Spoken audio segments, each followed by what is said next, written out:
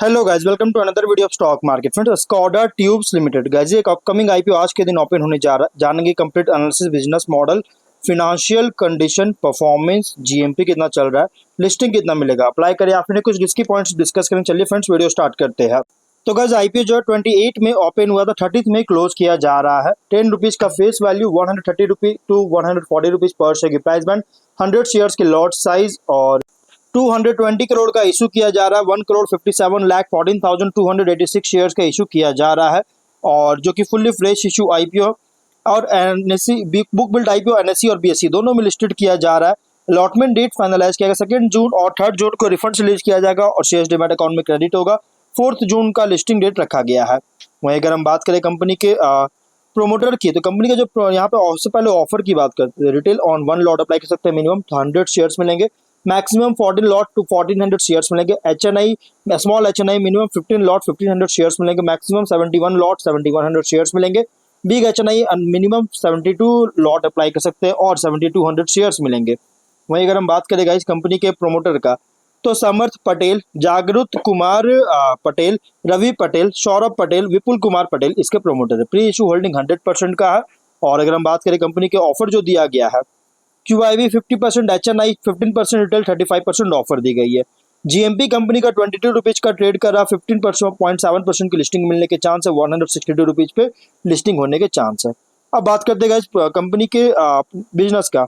इसका जो बिजनेस है 2008 में इनकॉर्पोरेट किया गया था, जो कि स्टेनलेस स्टील ट्यूब्स और पाइप्स का कंपनी मैन्युफैक्चर करती है।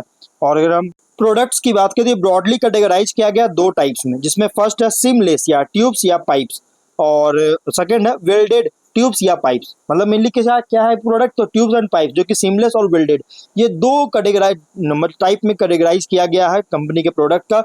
और ये सभी प्रोडक्ट्स की बात करें तो स्टेनलेस स्टील, सीमलेस पाइप्स और यही चीज जैसे ट्यूब्स भी है, stainless steel, seamless you tubes और ये इंस्ट्रूमेंटेशन ट्यूब्स और stainless steel welded tubes and you tubes. ये प्रोडक्ट्स है कंपनी का, 5 प्रोडक्ट्स है, डिवाइड किया गया। और कंपनी जो है प्रोडक्ट्स को स्कोडा ट्यूब्स लिमिटेड ब्रांड, इसका खुद का ब्रांड है, इसके अंडर प्रोडक्ट्स को मार्केटिंग करती है।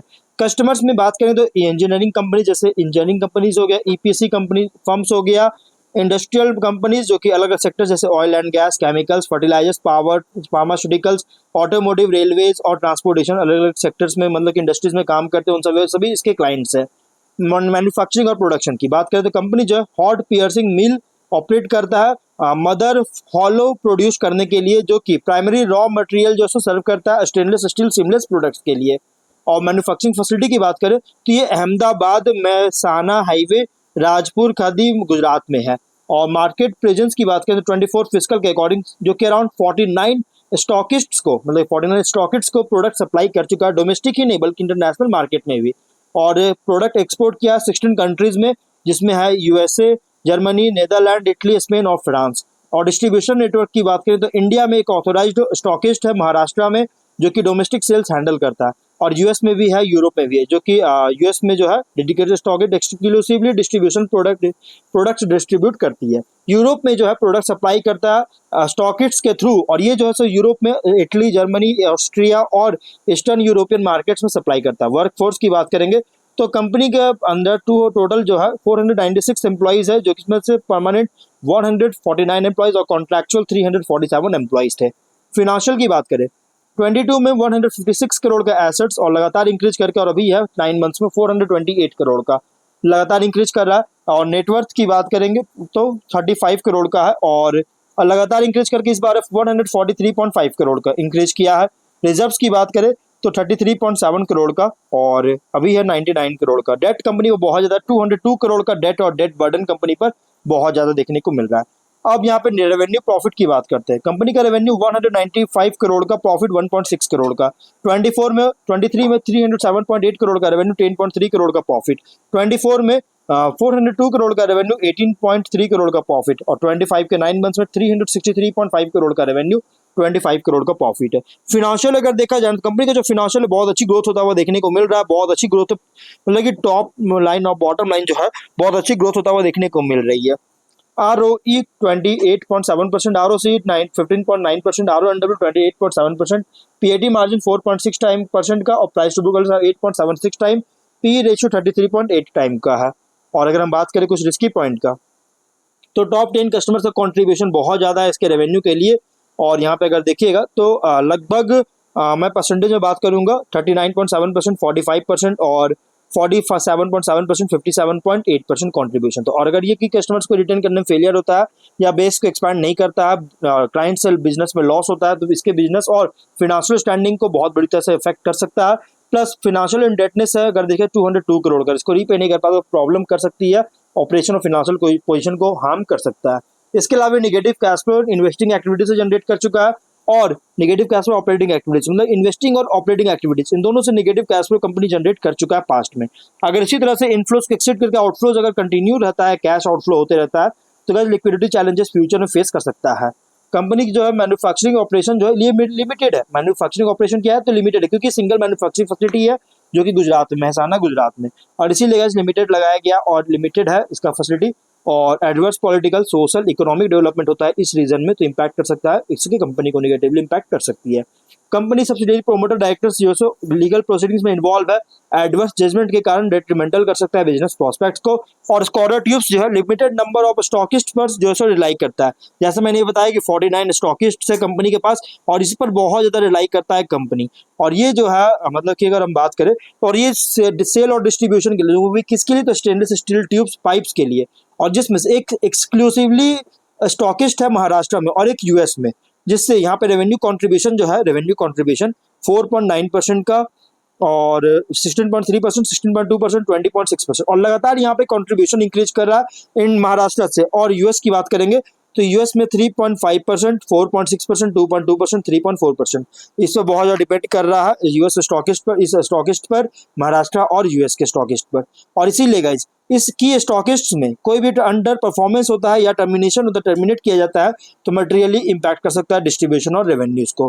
कंपनी 31 दिसंबर के according total trade receivable 108 crore का है।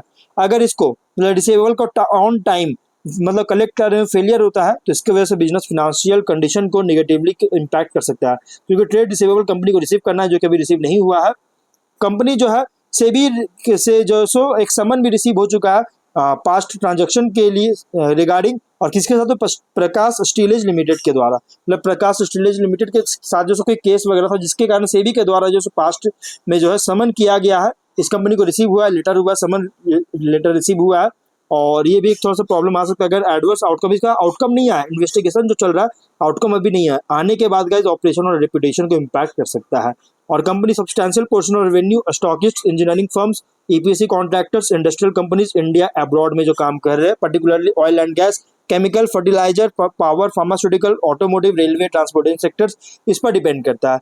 जो कि इन सभी सेक्टर से अगर हम बात करें, जो कि ईपीसी सेक्टर्स की अगर बात करें 10.7% का, और इंजीनियरिंग कंपनी से 34% कॉन्ट्रीब्यूशन था, और 25.9% का स्टॉकिट से कॉन्ट्रीब्यूशन था इस बार का है 9 मंथ्स में। और इसीलिए गैस ये एंड यूजर इंडस्ट्री में से डिमांड में डिक्लाइन आता है, गैस कोई भी डिक्लाइन होता है तो रेवेन्यू पॉपुलेशन को इम्पैक्ट कर सकता है। 9 मंथ्स के अकॉर्डिंग 101 करोड़ का जो है कंपनी अर्न किया है रेवेन्यू का, जो कि एक्सपोर्ट से रेवेन्यू अर्न किया, जो कि रेवेन्यू अर्न किया, जो कि टोटल रेवेन्यू जो था इसमें से एक्सपोर्ट से 101 करोड़ का अर्न किया, और खासकर कहाँ से, तो जर्मनी, यूएस, स्पेन से जो है सो सब्सटैंशियल एक्सपोजर के साथ। और इसीलिए अभी देखा जाए तो इन सभी जगह में भी जो है ना ग्लोबल ट्रेड डेवलपमेंट जो है सो होती हुई नजर आ रही है, जिससे इसका एक्सपोर्ट वॉल्यूम जो है उसको इम्पैक्ट कर सकता है। तो इसकी पॉइंट भी जीएमपी 22 रुपीज का, जिसके अकॉर्डिंग 15.7% की लिस्टिंग मिलने के चांस है। ऑब्जेक्टिव क्या है, तो सिमलेस और वेल्डेड ट्यूब्स एंड पाइप्स का प्रोडक्शन कैपेसिटी को एक्सपैंड करने के लिए कैपेक्स करना चाहती है। Working capital requirement, general corporate funding charge की लाइक लेकर आई। देखिए मेनली कंपनी जो है ना डिमांड प्रोडक्ट का जो है लगातार इंक्रीज कर रही है, जिसके कारण जो है सर, और ये साथ में एक्सपेंशन प्लान भी लेकर आया। देखिए यहाँ पे 77 करोड़ का एक्सपेंस करेगा एक्सपेंशन के लिए, और ये जो प्लान लेकर आई है, ये एक अपॉर्चुनिटी जो है सो मिल रहा है, मतलब आईपीओ में एक अपॉर्चुनिटी जो सो क्रिएट कर रही है। और यहाँ पे देखिए जो फिनेंशियल परफॉर्मेंस जिस तरह से ग्रोथ कर रहा है ना, उसके अकॉर्डिंग गाइस मतलब कि कंपनी जो है इंडिकेट कर रहा है कि आगे इसी तरह ट्रेंड को मेंटेन करेगा। और इसीलिए गाइस ये आईपीओ जो है फुल्ली प्राइस रखा था। आप इसमें अप्लाई करने का सोच रहे हैं तो मीडियम टू लॉन्ग टर्म के लिए अप्लाई कर सकते हैं, नो डाउट आप अप्लाई कर सकते हैं, लेकिन फाइनल डिसीजन जो भी लीजिएगा अपने रिस्क पर लीजिएगा, लिस्टिंग गेन के लिए अप्लाई कर सकते हैं गाइस। और मिलते हैं नेक्स्ट वीडियो में, टिल देन बाय बाय।